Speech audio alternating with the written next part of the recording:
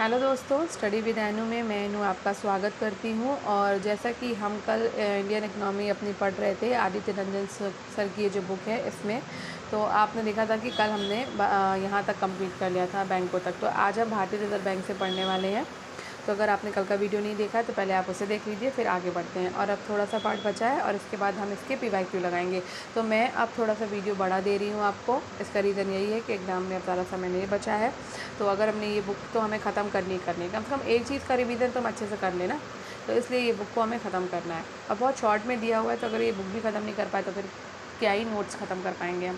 ठीक है, तो इसको फटाफट से ख़त्म कर लेते हैं, फिर इसके बाद PYQ इसके इस पार्ट के लगाएंगे। उसके बाद हमारा इसके आगे जो भी नेक्स्ट हमारा सब्जेक्ट है वो शुरू हो जाएगा। ठीक है, तो हम हिस्ट्री कंप्लीट कर चुके हैं और ज्योग्राफी कंप्लीट कर चुके हैं, और इकोनॉमिक्स भी हमारा कल तक या आज हो सकता है कंप्लीट हो जाए, या हो सकता है कल तक कंप्लीट हो जाए। ठीक है, तो मैं कोशिश यही कर रही हूँ कि मैं आपको 30 मिनट का वीडियो आ रहा है, तो आपको अगर लग रहा है कि बहुत लंबा है तो आप उसे 2x स्पीड पर देखिए, पर देखिए ज़रूर, सुनिए ज़रूर। ठीक है, देखने का टाइम नहीं है, सुन लीजिए। सुन के आप उसको सुन लोगे ना तो भी रिवीजन आपका हो जाएगा।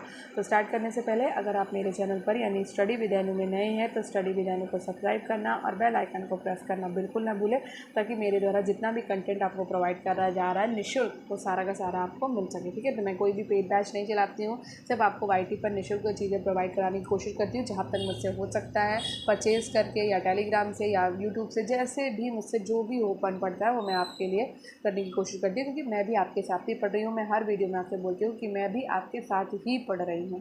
तो जो जो मुझे सोर्सेज मिलते जाते हैं मैं वो आपके साथ साझा करती जाती हूँ, और साझा करना ही चाहिए। बहुत सारे लोगों के पास ऐसी सुविधा नहीं होती है, तो अगर हमारे पास कुछ कंटेंट है तो हम दूसरों को भी अगर वो दे देंगे तो क्या प्रॉब्लम हो सकती है? कोई प्रॉब्लम नहीं है। आपको भी यही करना चाहिए, ज़्यादा से ज़्यादा लोगों को आपके पास अगर कोई मटेरियल है तो आप ज़्यादा से ज़्यादा लोगों तक शेयर करिए। ठीक है, और मेरे चैनल को ज़रूर शेयर करिए। एकदम फ्री है, कुछ नहीं करना है, आपको बस शेयर करना है। मेरे को बस इतनी हेल्प चाहिए आपकी कि आप मेरे वीडियोज़ को शेयर कर दिया करिए, लाइक कर दिया करिए, बस। तो चलिए, टाइम वेस्ट नहीं करते, समय नहीं है हमारे पास, बहुत बातें हो गई। अब पढ़ना शुरू करते हैं। भारतीय रिजर्व बैंक की स्थापना 1935 में हुई है, RBI अधिनियम 1934 के तहत। ठीक है, इसने 1 अप्रैल 1935 से अपना परिचालन शुरू किया था और 1949 को इसका राष्ट्रीयकरण किया गया। तो ये चीज़ें याद रखनी होंगी।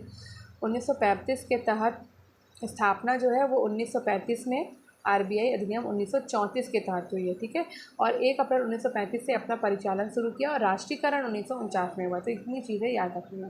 प्रारंभ में इसका मुख्यालय कहाँ था? कोलकाता में था, लेकिन 1937 में इसे मुंबई में स्थानांतरित कर दिया गया। ठीक है, RBI के प्रथम गवर्नर ऑसबोर्न स्मिथ थे। ठीक है, कौन थे? Osborne Smith. तो RBI के प्रथम गवर्नर थे ऑसबोर्न स्मिथ, तथा पहले भारतीय गवर्नर CD देशमुख थे।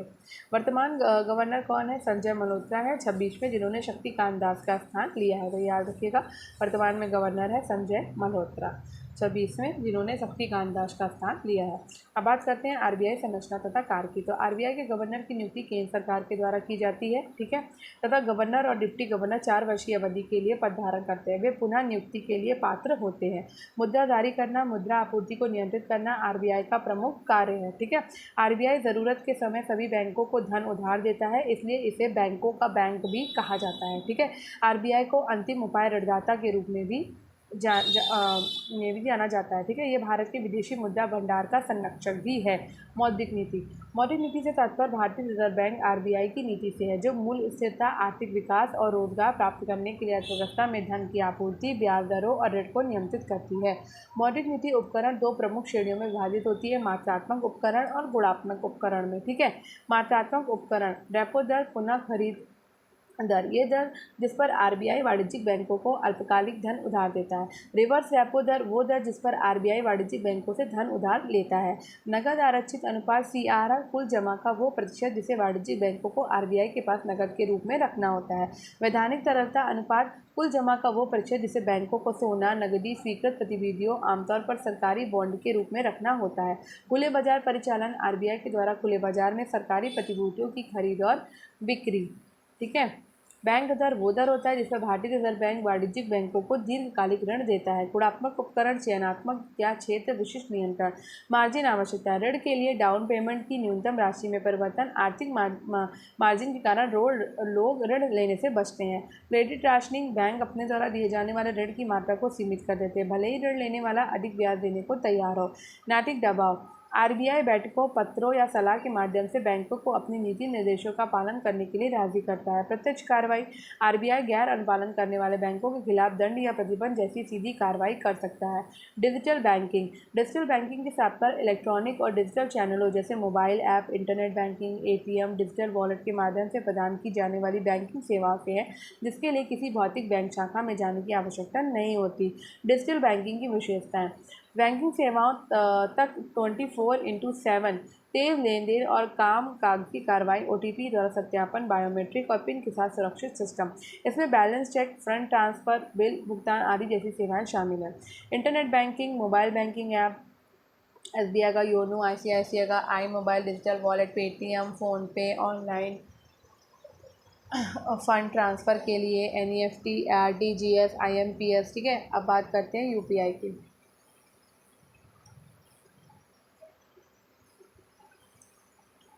यूपीआई जिसको कि यूनिफाइड पेमेंट इंटरफेस कहते हैं। ठीक है, एनपीसीआई एनपीसीआई भारतीय राष्ट्रीय भुगतान निगम के द्वारा विकसित एक वास्तविक समय भुगतान प्रणाली है जो मोबाइल फ़ोन का उपयोग करके बैंक खातों के बीच तत्काल धन हस्तांतरण की सुविधा प्रदान करती है। तो यहाँ पर ये याद रखना है कि यूपीआई का फुल फॉर्म क्या है, यूनिफाइड पेमेंट इंटरफेस। ठीक है, और ये एनपीसीआई भारतीय राष्ट्रीय भुगतान निगम के द्वारा विकसित किया गया है। ठीक है, यूपीआई की मुख्य विशेषता क्या है भाई? तो 24/7 तत्काल बैंक से बैंक हस्तांतरण केवल ABC@UPI जैसे वर्चुअल भुगतान पते की आवश्यकता से होती है।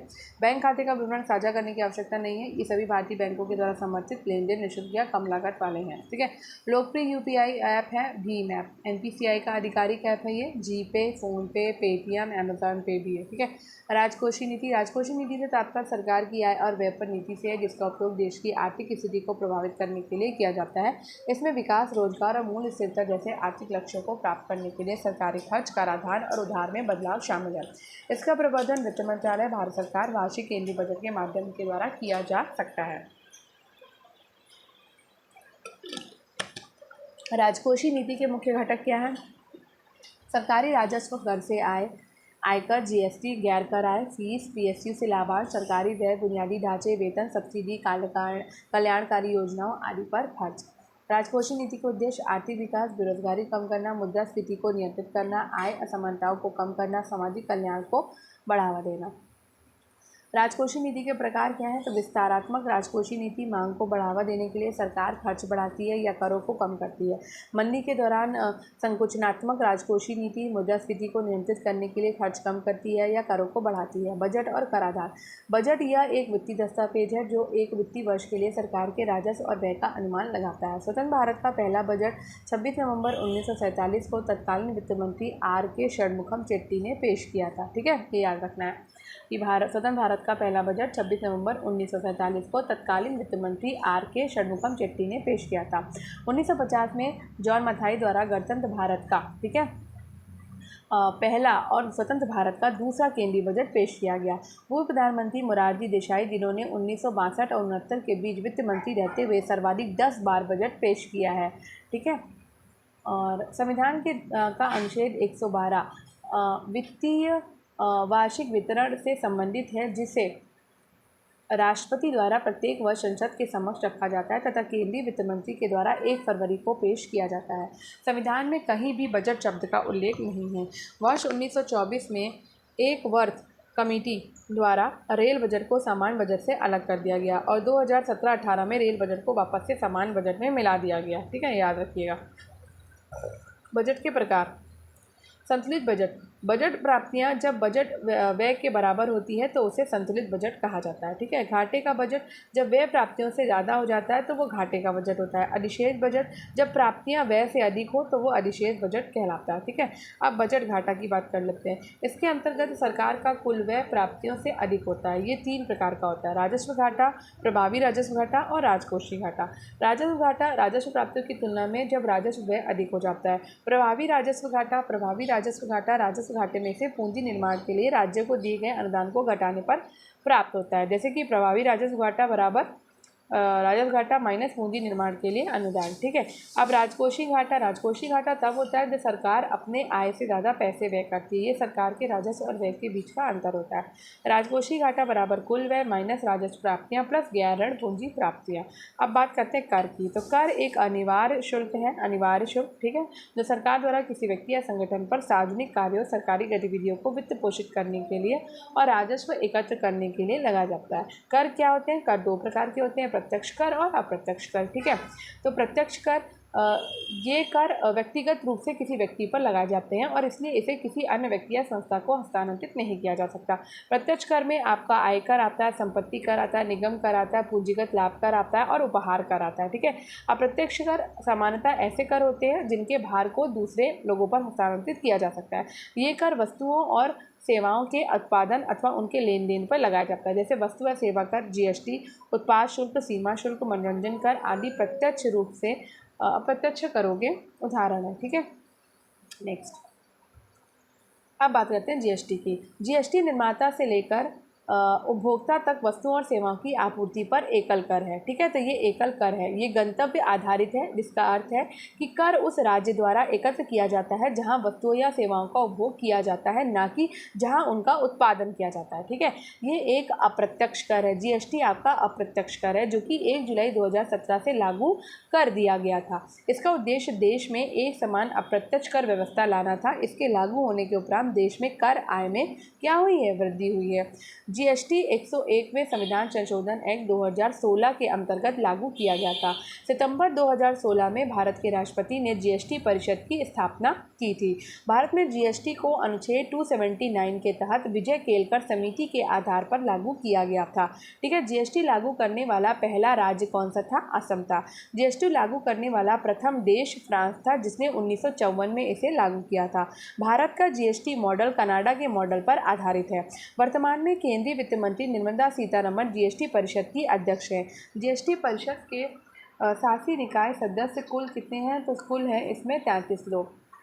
जीएसटी परिषद के शासी निकाय सदस्य कुल 33 लोग हैं। भारत में जीएसटी में 4 प्रकार की दरें शामिल होती हैं, 5%, 12%, 18% और 28%। ठीक है। सामान्य बजट 2025-26 के लिए महत्वपूर्ण बिंदु। आयकर सुधार, छूट सीमा बढ़ाकर के 12 लाख यानी कि 12 लाख कर दी गई है। 12 लाख से अधिक आय वालों के लिए संशोधित कर स्लैब, कॉरपोरेट कर दरों में कोई बदलाव नहीं है। ठीक है। कृषि कर क्या है? कृषि और ग्रामीण विकास, प्रधानमंत्री धन धान्य कृषि योजना से 1.7 करोड़ किसानों को लाभ मिलेगा। पैदावार बढ़ाने के लिए दालों और कपास उत्पादन के लिए मिशन, फसल की पैदावार और सिंचाई में सुधार के लिए 100 कम उत्पादकता वाले जिलों पर ध्यान केंद्रित किया जाएगा। विनिर्माण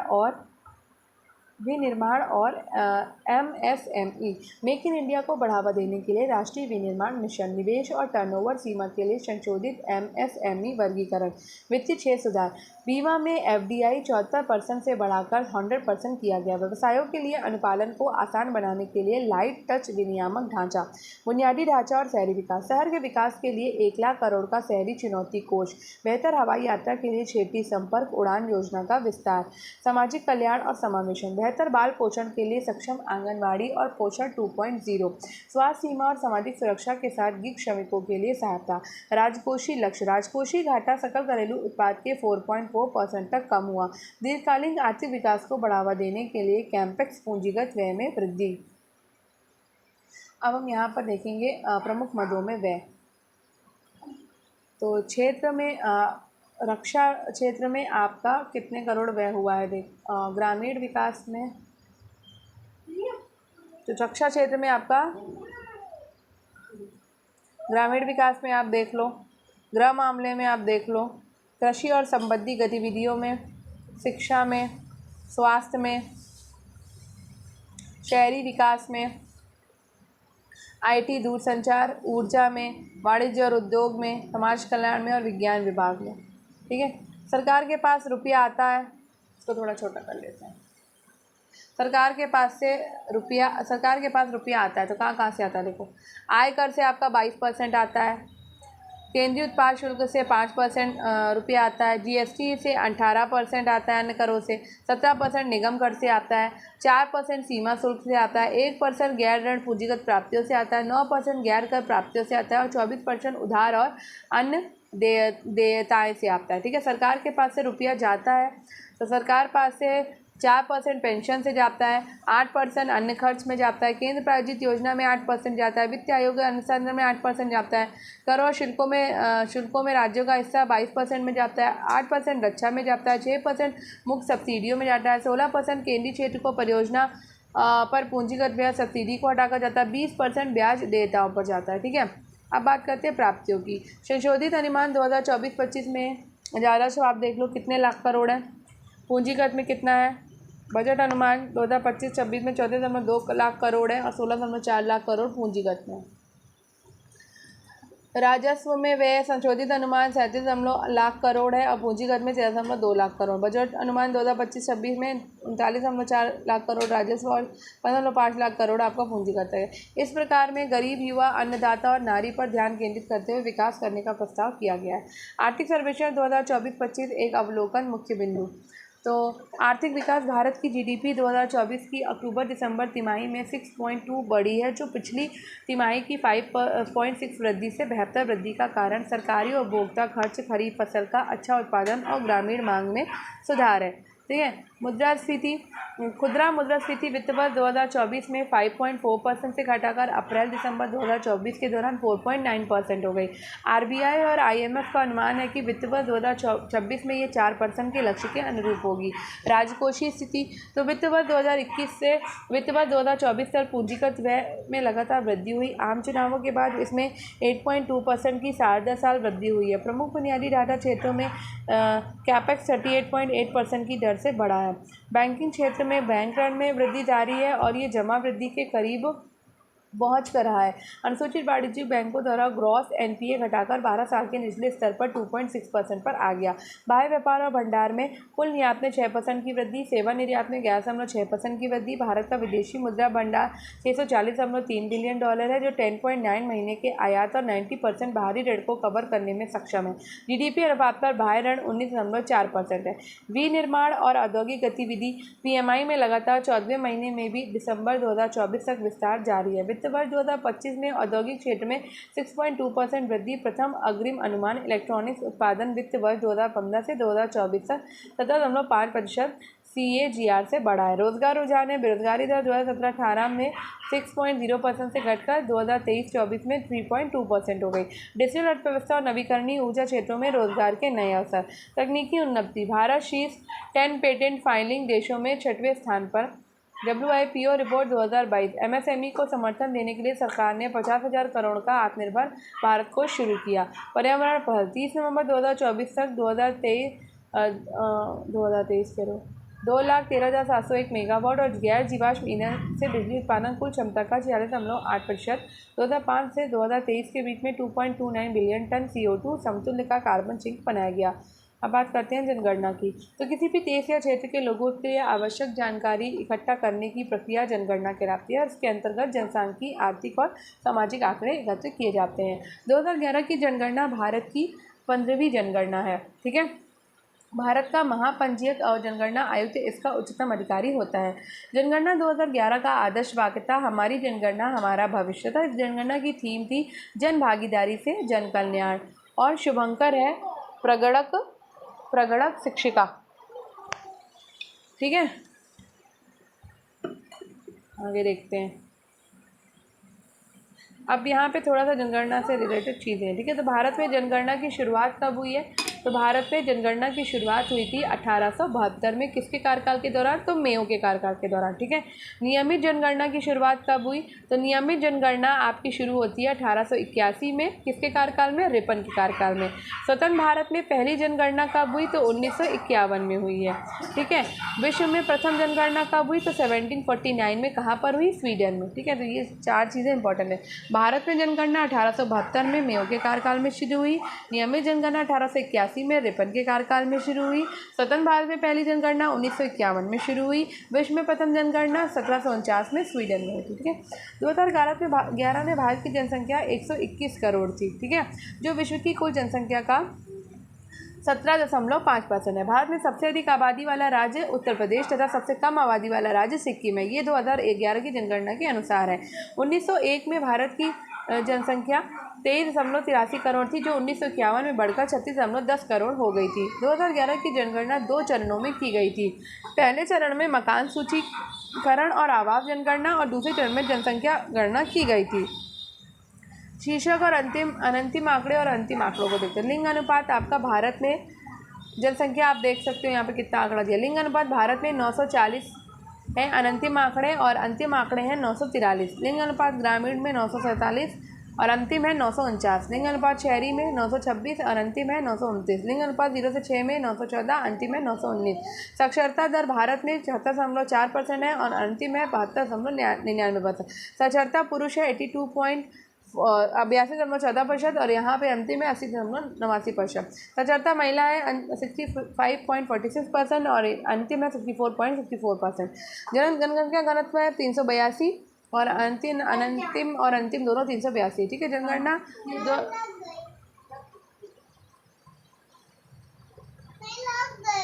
ठीक हो जाएगा। जनगणना 2011 के अंतिम आंकड़े। तो जनसंख्या सर्वाधिक जनसंख्या राज्य जनसंख्या, तो उत्तर प्रदेश सर्वाधिक जनसंख्या कहाँ है? उत्तर प्रदेश में, फिर महाराष्ट्र में, फिर बिहार में। ठीक है, न्यूनतम जनसंख्या आपको सिक्किम में मिलेगी, फिर मिजोरम, अरुणाचल प्रदेश में। ठीक है, सब सर्वाधिक जनसंख्या केंद्रशासित प्रदेश में तो दिल्ली में सबसे ज़्यादा है, फिर पुडुचेरी, फिर चंडीगढ़ का नंबर आता है। फिर न्यूनतम में आपका लक्षद्वीप में सबसे कम है, फिर दमन द्वीप, फिर दादरा, फिर नगर हवेली। ठीक है, सबसे ज़्यादा जनसंख्या घनत्व आपका बिहार में है, फिर पश्चिम बंगाल है, उसके बाद केरल आता है।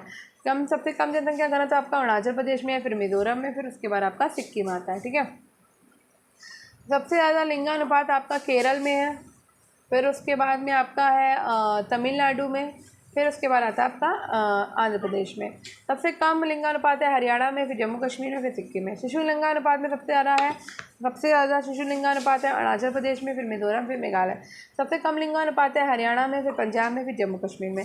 सबसे ज़्यादा साक्षरता दर है आपकी केरल राज्य में, और सबसे कम साक्षरता दर वाला राज्य है आपका बिहार। ठीक है, और अनुसूचित जाति जनसंख्या में सबसे अधिक है आपका उत्तर प्रदेश, उसके बाद पश्चिम बंगाल आता है, उसके बाद आपका बिहार आता है। और कम अनुसूचित जनसंख्या वाला राज्य है आपका मिजोरम राज्य, फिर मेघालय, फिर गोवा। अनुसूचित जाति प्रतिशत राज्य में आपका अनुसूचित जाति में पंजाब है सबसे ज़्यादा आगे, फिर उसके बाद में सबसे कम में आपका मिजोरम आ जाता है। ठीक है, अनुसूचित जनजाति जनसंख्या प्रतिशत वाला राज्य केंद्र शासित प्रदेश है आपका लक्षद्वीप। ठीक है, सर्वाधिक में, फिर उसके बाद मिजोरम आता है, फिर नागालैंड, और सबसे कम में आपका आ जाएगा यूपी, फिर उसके बाद तमिलनाडु है, फिर बिहार है। ठीक है, अब उत्तर प्रदेश बजट को देख लेते हैं।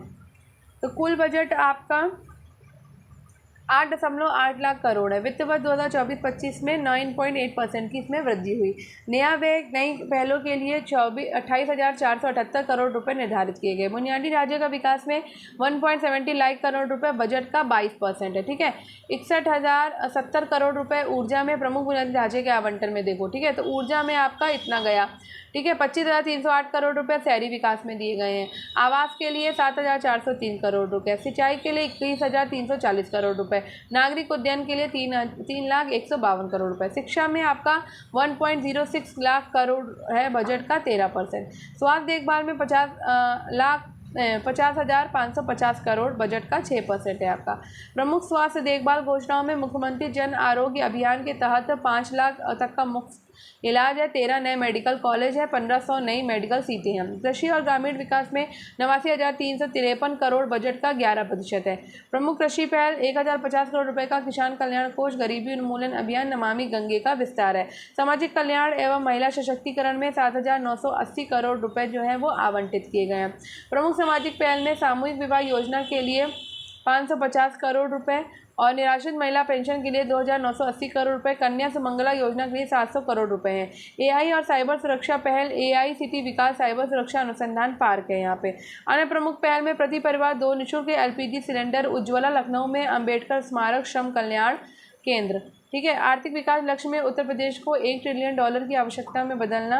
रणनीतिक फोकस स्टेट में व्यापार, पर्यटन, प्रौद्योगिकी, परंपरा और प्रतिभा। जीडीपी वृद्धि में 12.89 लाख करोड़ 200,017 से 2018, 27.51 लाख करोड़ 2024 से 2025। विजन सर्वे भवन्तु सुखिनः, सभी के लिए समावेशी विकास है। ठीक है, आगे बढ़ते हैं।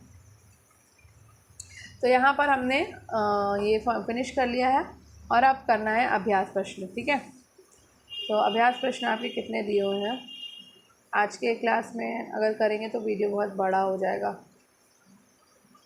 तो क्या करें, करें कि नहीं करें? चलिए हम लोग इसको नेक्स्ट क्लास में करेंगे। ठीक है, तो आई होप आपको आज का ये वीडियो पसंद आया होगा। तो अगर आपको आज का ये वीडियो पसंद आया हो तो वीडियो को लाइक करिए, शेयर करिए और चैनल को सब्सक्राइब करना बिल्कुल मत भूलिए। स्टडी विद अनु के साथ कनेक्टेड रहिए। ठीक है, तो ये आपने देखा हमने इकोनॉमिक्स कंप्लीट कर लिया। अब इसके बाद हम पीवाईक्यू करेंगे और उसके बाद अपने आगे के पार्ट में पहुँच जाएंगे। ठीक है, तो फटाफट से बुक को कम्प्लीट करना बहुत ज़्यादा ज़रूरी है हमको। तो जितना पढ़ने वाला कंटेंट है आखिर हम वो तो कर ही सकते हैं, बाकी मैथ्स का पोर्शन है वो तो आप लगाओगे। ठीक है, ग्राफ वाला पोर्शन आप लगाओगे। तो पढ़ने वाला हम कंप्लीट कर लेते हैं ताकि हम ज़्यादा से ज़्यादा मैं प्रैक्टिस सेट और मॉडल पेपर आपको करा सकूँ। इसके बाद मैं आपको जो 10 प्रैक्टिस सेट है, जो जिसकी सीरीज़ मैंने आपको अभी 3 दिन ये जो दी है, 2 दिन 15-16 अगस्त को, उसको पूरा कंप्लीट कराऊंगी। 10-11 मेरे पास प्रैक्टिस सेट है वो। उसके बाद मैं आपको घटना चक्र से के पीवाईक्यू भी कराना शुरू कर दूँगी। ठीक है, तो उसके बाद आपका ये पीवाईक्यू आएगा। तो पीवाईक्यू फॉर्म ही आएगा आपका सारा, ताकि हमारी तैयारी कहाँ तक है और कितनी मजबूत हो सकती है और एग्ज़ाम में हम कैसे कर सकते हैं वो भी हो जाएगा। ठीक है, तो चलिए मिलते हैं अपने नेक्स्ट वीडियो में, नेक्स्ट क्लास में। तब तक बने रहिए, कनेक्टेड रहिए। स्टडी विद अनु को सब्सक्राइब करिए, स्टडी विद अनु को शेयर करना बिल्कुल मत भूलिए और फीडबैक ज़रूर दिया करिए। और जितने भी लोग मुझे कमेंट्स करते हैं उनके लिए बहुत बहुत धन्यवाद, थैंक यू। आपके जो भी कमेंट्स आते हैं मुझे अच्छे लगते हैं। कुछ लोग कम ही बताते हैं कि ये आंसर गलत है ना, तो उससे पता चलता है कि ना आपकी तैयारी बेहतर तरीके से जा रही है। और हर एक बुक पे पूरी तरह से आँख बंद करके भरोसा नहीं कर सकते, लेकिन हाँ, ऐसा भी नहीं है कि हर बुक में आंसर सारे गलत ही होते हैं। कुछ थोड़ा आयोग के आंसर्स के हिसाब से ऊपर नीचे हो जाता है, तो इसलिए थोड़ा सा मुझे भी कन्फ्यूज़न होता है मुझे कभी कभी। तो मैं 2 बुक्स में देखती हूँ, तो घटना चक्र में कभी देखती हूँ मैं, तो उसमें और इसमें बुक में ना कभी कभी किसी आंसर का थोड़ा सा हो जाता है, फिर गूगल पे देखना पड़ता है। तो आयोग क्या आंसर मानता है वो तो आयोग बताता है ना, तो बुक्स में उसी हिसाब से छपता है जिस हिसाब से आयोग इसको मानता है। ठीक है, चलिए धन्यवाद, मिलते हैं नेक्स्ट वीडियो में।